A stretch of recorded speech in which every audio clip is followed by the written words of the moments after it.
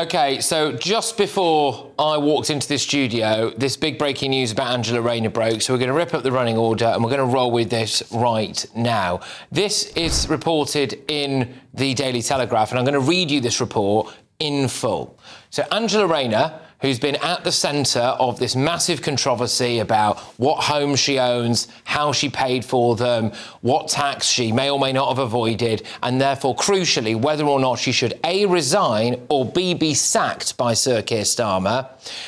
This has happened right now. Angela Rayner used £160,000 from a trust set up to care for her disabled son to buy the £800,000 seafront flat at the centre of a sleaze inquiry. The Deputy Prime Minister sold a 25% share of her house in Ashton-under-Lyne to that trust for £162,500. Now, she said on Wednesday that her son, who was born prematurely, had received an award in 2020 and that a trust was then set up to look after his interests. Bear that in mind. His interests. The Telegraph understands that the payout followed what was an 11-year legal battle waged between Angela Rayner and her then husband and the hospital where her son was born. Now, sources suggested that the NHS had paid compensation following difficulties during his birth and subsequent care back in 2008. Now, final payments from some of these awards can take years to be made because it's a lengthy process for assessing long-term damage, etc., etc. And it's as yet unclear exactly how much money was paid out as part of those damages claims, but it was clearly sufficient for the trust to buy Ms Rayner's share at the end of January this year, that share of her house. She then used that money as a deposit on the flat in Hove that she purchased in May this year, on which she now has a £650,000 mortgage. However, she only paid £30,000 in stamp duty rather than 70 grand that should have been paid in tax when purchasing a second home. And that caused the initial furore, didn't she? That's why she was very close to crying her heart out with Beth Rigby this morning. Ms Rayner, having previously insisted that she'd paid all appropriate tax, now accepts that she made an error. Now, she's blaming that on legal advice that she was given when she bought the Hove apartment. However, really, as the Secretary of State for Housing, which she is, I think it might be difficult for her to plead ignorance when it comes to stamp duty rules in relation to housing. In a lengthy statement released on Wednesday, she insisted she transferred her share of the house to her 17-year-old son's trust to ensure that he had stability in the family home. Now, the trust is now understood to own 75% of the house in Ashton-under-Lyne, and Miss Rayner's ex-husband apparently owns the other quarter. Now, Angela Rayner sold a 25% share of her house in Ashton-under-Lyne to her son's trust for that £162,500. Now, she only ever hinted that the NHS might have some small part to play in some of her son's health difficulties, etc. So that's been going on in the background, and now it appears, all those questions weren't there. All those questions about, look, where did she get all the money from for various properties, etc. Well, they kind of appear to have been answered now with that issue relating to her son's trust. So there we are. That's the latest when it comes to all of this. I suppose the question marks really are, and we're going to touch on this a bit later on, can she survive this? Really, because it would appear, I think, in the court of public opinion at least, that while she might not have necessarily done anything illegal, this becomes pretty much untenable. And I think it was untenable before this latest revelation came out. And again, I'll just read it to you, that Angela Rayner used her disabled son's NHS compensation to buy a second home. I'm going to go over now to my panel, who we've got this evening, to get them to dissect this. We are joined by the Director of the Popular Conservatives, Mark Littlewood. We've got Reform Councillor Jamie McIver and journalist and broadcaster Nina Mishkov. I don't know if I might be able to play a little clip, guys, before I go to you, just to remind our viewers and listeners of what Angela Rayner said this morning. So this was in an interview with Beth Rigby earlier today. Here's what she had to say initially. It's been quite a distressing time for my family. I have a court order that was in place around confidentiality regarding my son, my family and my divorce proceedings that happened in 2023, and therefore wasn't able to give a full account of the circumstances of our complex living arrangements. That order was lifted last night. I applied to have that order lifted so that I could give people the information. Right, OK, so let's just remind ourselves again of what Sir Keir Starmer said about Tory MPs and cabinet ministers that avoid paying tax. Does the Prime Minister agree that any politician who seeks to avoid the taxes they owe in this country is not fit to be in charge of taxpayer money?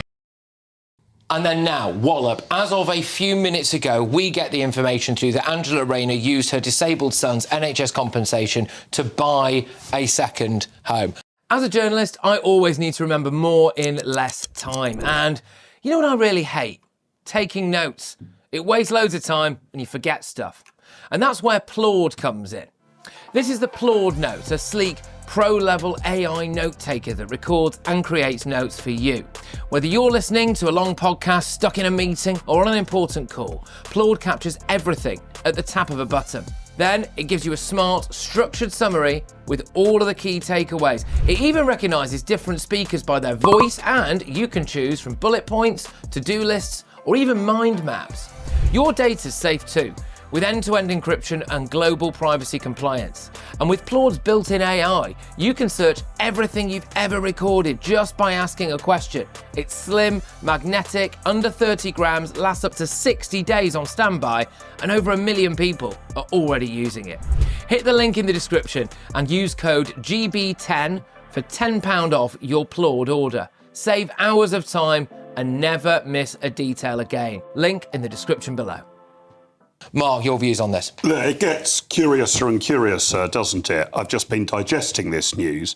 It seems essentially that what she's done is she's taken round about 160 grand of cash from her son's trust fund, in return for which her 17-year-old, I think he is, son, gets an extra 25% share in the house in Ashton-under-Lyne. So the first question is that actually in the interests of her 17-year-old son? Is that what would be in his best interest, his share in that house going from 50 to 75%? Is that really what he needs? Or was it done because Angela Rayner fancied buying a property in Hove? If the latter, then she's in problem on trust law as well. But if her son, for some reason, needs a 75% share in a home rather than a 50% share, I'd like to know why. There's still, in my view, no satisfactory explanation about stamp duty. She's obviously got to put whatever advice she took in the legal domain. But look, it's not that complicated. If you go to the government's own website, it explains it in 3 or 4 paragraphs. She shouldn't have made that error. She probably shouldn't have needed legal advice. The insinuation here, the at total face value, the questions of this, Jamie, is has the Deputy Prime Minister and the Minister in charge of Housing dipped into her disabled son's trust so she can buy a swanky new pad in Hove 200 miles away from her disabled son?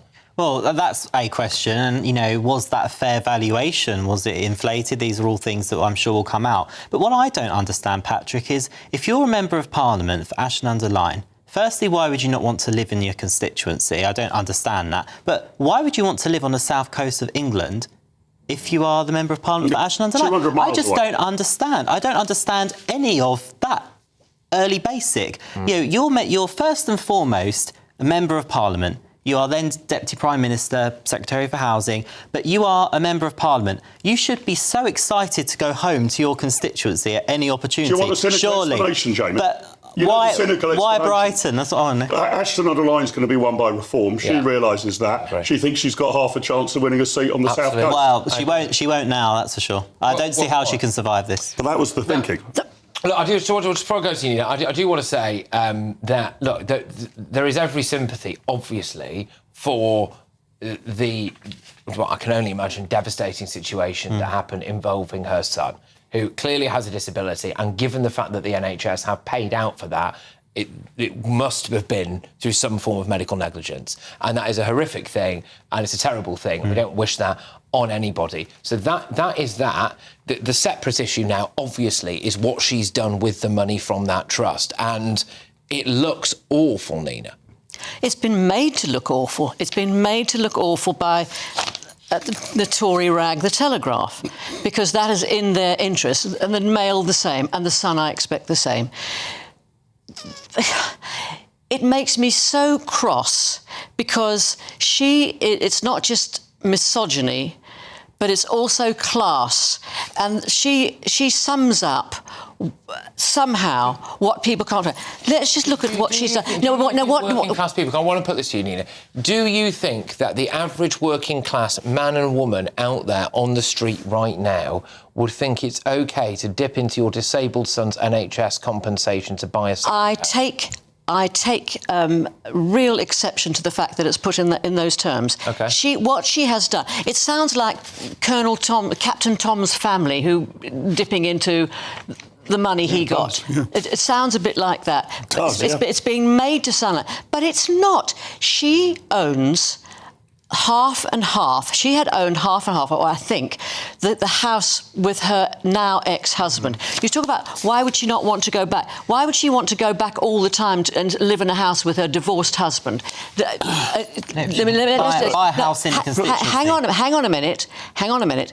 She has not just, here's the cash from the NHS, I'm going to use this. She has a perfect right to sell her share of property. That is her savings. If you have money in a house or a flat, sure, you are allowed to sell that. But she's not dipping into. She's not taking money away from the child. That goes to whether buying an additional 25% in Ashton-under-Lyne is in the interests of her disabled son. That's the question. I can't comment on whether it is, but that's the question. And Nina, just to go back to the sort of, the Tory rag, The Telegraph, when they started this investigation, they were told in no uncertain terms, nothing to see here, she has done absolutely nothing wrong. Turns out, after a few days of investigative journalism, the Deputy Prime Minister appears in a television interview to admit that she has done something wrong. This is exactly the investigative journalism we need in the United Kingdom. The initial claim by her and her colleagues was that she had done nothing wrong. She now accepts that she has done something wrong. But the point being, she wasn't doing it deliberately to evade tax. That's to be determined. She took advice from 3 different sources, from the conveyancer and 2... The other aspect to this, which as yet is not being spoken, and I am going to go in a second to the latest statement that we have from Angela Rayner and all of this, but the other side of it is, if there appears to have been, as she said initially, that there was some issues about she could not say what this court issue was. Yep. And I wonder what is that? So has she tried to hide the fact that she ultimately sued the NHS for money? That's possible. I think it's more likely that the settlement with the NHS included a privacy clause. That's my best guess. We will give you this amount of money, but we all accept that we will not talk about it. That's my guess. And there's also the privacy of her son. Yeah. He's 17 years old. They've been fighting this for 17 years. He's blind. He also has, educational needs. Sure. So this is something that she would definitely... But then again, I will put this to you, Jamie, which is in the court of public opinion, does buying a home 200 miles away from that son with money from his compensation stack up? No. It doesn't. It doesn't stack up, and this is why I'm afraid. And I have sympathy, obviously, not just for the son's circumstances, but for the fact she's a woman in politics, and it's not easy being a mum and having a job. Sure. Then you're Deputy Prime Minister. But let's face it, nobody doesn't know about that before they enter the world of politics. Obviously, when doing stuff like this, when you're at the position Angela Rayner's in, she has to bear some responsibility for the scrutiny she's going to come under. And I don't think, at the moment, the Court of Public Opinion has any sympathy for her, because she's the one that gives it out the most. That's the right thing. She's lived on her moral high horse. Giving it out. She is a divorced woman who has every right to buy a property. Her response to Tories getting into these difficulties wasn't, we need to look at the facts. Perhaps they made a technical error. Her response at that time, just a couple of years ago, was they must resign immediately. Yeah. So no sympathy at all was shown that it could be a clerical error. So I think she's got to live by the same rules. It's good that you bring that up, because actually at 10 p.m, what I have done is compile a list of all of the times that Angela Rayner has called for other people to resign in even significantly less murky circumstances than this. I've also got a clip for you of every single time that Sir Keir Starmer told previous prime ministers to either sack people preemptively before reports were put into them, or said that they should resign as well. So the point here for me, and we'll come on to this, is basically the left is vicious. They are savage. If someone does something wrong or there's a perception of impropriety, they want you gone, they want you cancelled, they want you to resign in disgrace, they want you sacked, they want you to never work again. And those are the rules, in my view, that Angela Rayner and Sir Keir Starmer and vast swathes of the Labour Party have lived by for years. And now we end up in this situation, and as of this moment tonight, she still has a job. But I want to read this to you. So this is I believe, some kind of statement from Angela Rayner. It says, Miss Rayner has spoken movingly in the past of her son's struggles at birth. She has only ever hinted that the NHS might in some small part have been to blame. Her son was born prematurely 5 days after her waters broke at 23 weeks. The locum doctor at the hospital in Stockport telling her that she had suffered a miscarriage. Her son weighed less than £1. Miss Rayner once describing him as resembling a baby sparrow. After his birth, he was taken to a bigger hospital in Manchester, where he spent 6 months in the neonatal unit, in which he suffered a grade 4 bleed on the brain. She is now told how he is registered blind and has special educational needs, describing him in a Twitter post celebrating his 10th birthday as her miracle son.